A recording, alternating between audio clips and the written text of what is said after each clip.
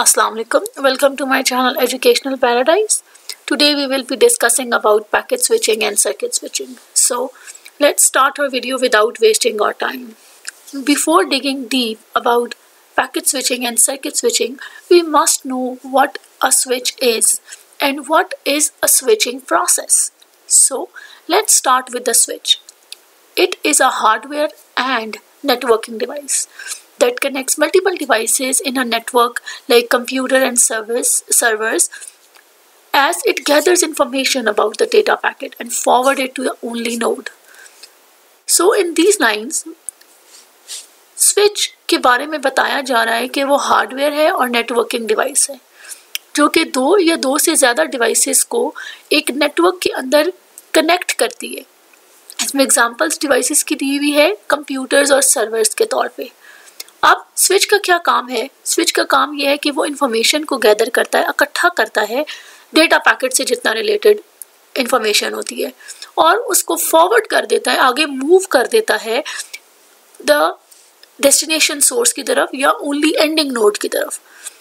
It can perform error checking before forwarding data, which makes it very efficient. So this line is telling you that switch एक efficient device है जो कि error checking perform करती है इससे पहले कि वो डेटा आगे मूव करे। इसका ये मतलब है कि it is working just like a traffic cop at the busy intersection. आप अपने स्कूल के पास आपके पास एक चौक होगा, अब वहाँ पे कोई ट्रैफिक पुलिस वाला आप खड़ा कर दें, अगर आपका एक रोड बंद है तो वो आपको दूसरे रोड की तरफ राइट रोड की तरफ मूव करवा देगा या आपको करेक्ट डेस्टिनेशन बताएगा अगर आपको डेस्टिनेशन नहीं पता। तो स्विच भी वही काम करता है ट्रैफिक कॉप की तरह, ट्रैफिक पुलिस की तरह, कि जब उसके पास डेटा पैकेट आता है तो वो डिसाइड करता है कि इसको कहाँ जाना है और उसको आगे राइट पोर्ट की तरफ भेज देता है। As the switch know which devices are connected to it, क्योंकि स्विच को पता है कि उसके साथ कौन कौन सी डिवाइसेस कनेक्टेड हैं, तो उन्हीं में से वो एक राइट डिवाइस होगी जहाँ पे डेटा पैकेट को जाना है। And thus it sends data directly between them easily. हमने OSI मॉडल भी पढ़ा हुआ है। स्विच को हम डेटा लिंक लेयर में इस्तेमाल करते हैं।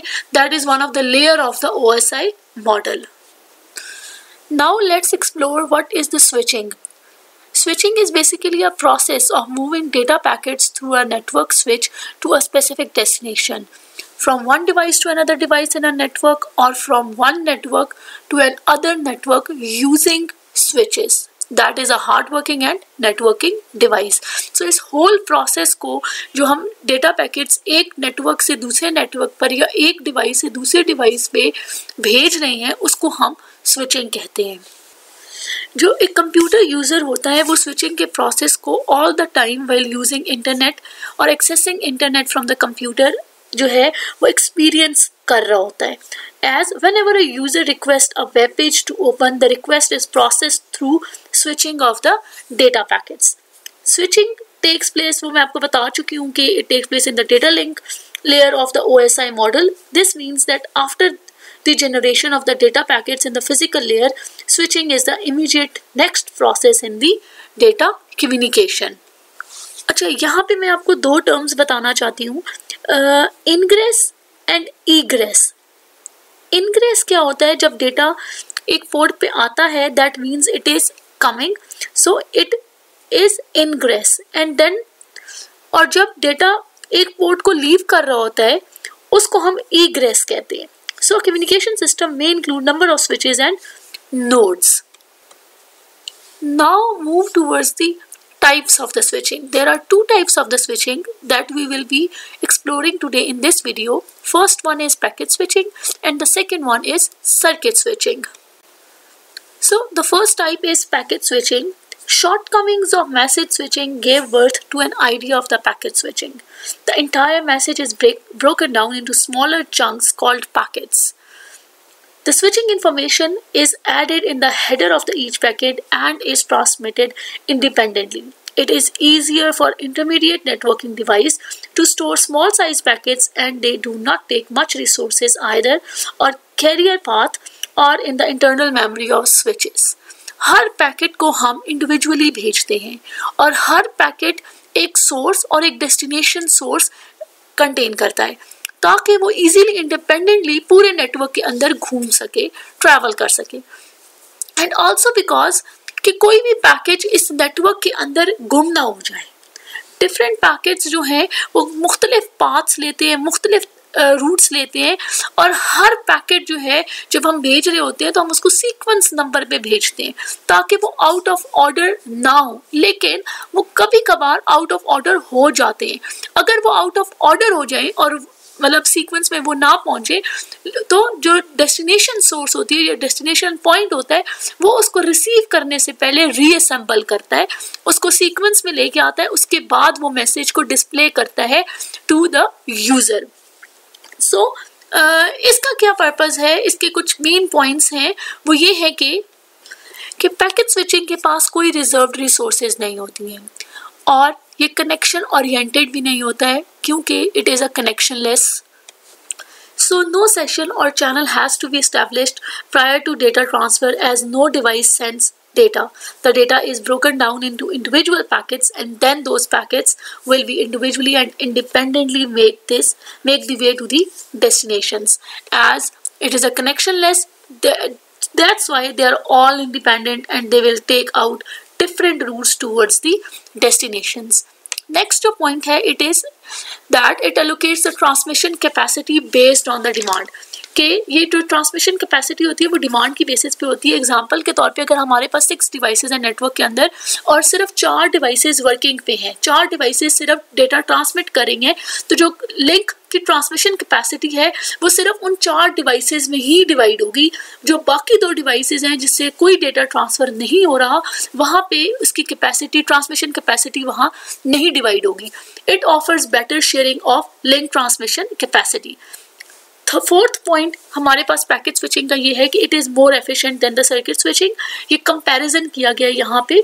Why? Because if the sender to the receiver pair is not transmitting data और is using resources, then it can be used to any other or ongoing communication. Packet switching हम modern networks में बहुत ज़्यादा use करते हैं, specially for data transmission over the internet.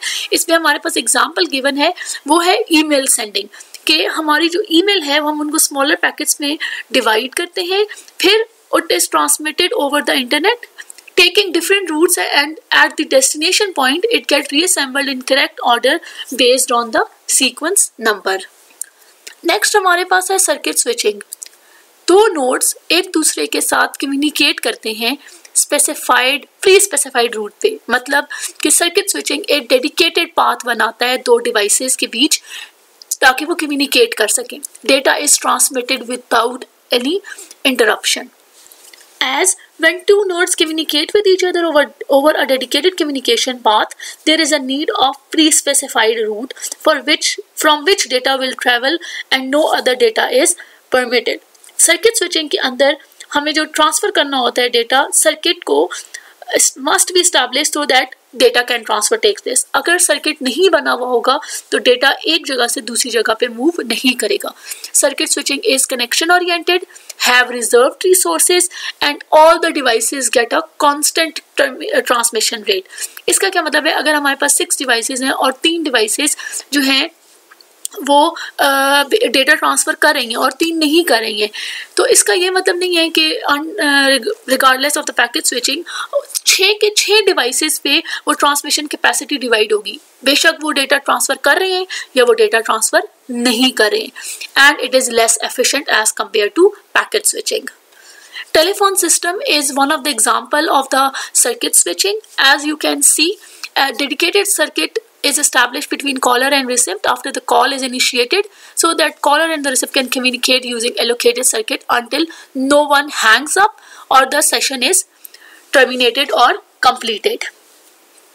So this is today's video. Please subscribe the channel, like it, and do comment if you have any queries about the topic. Thank you.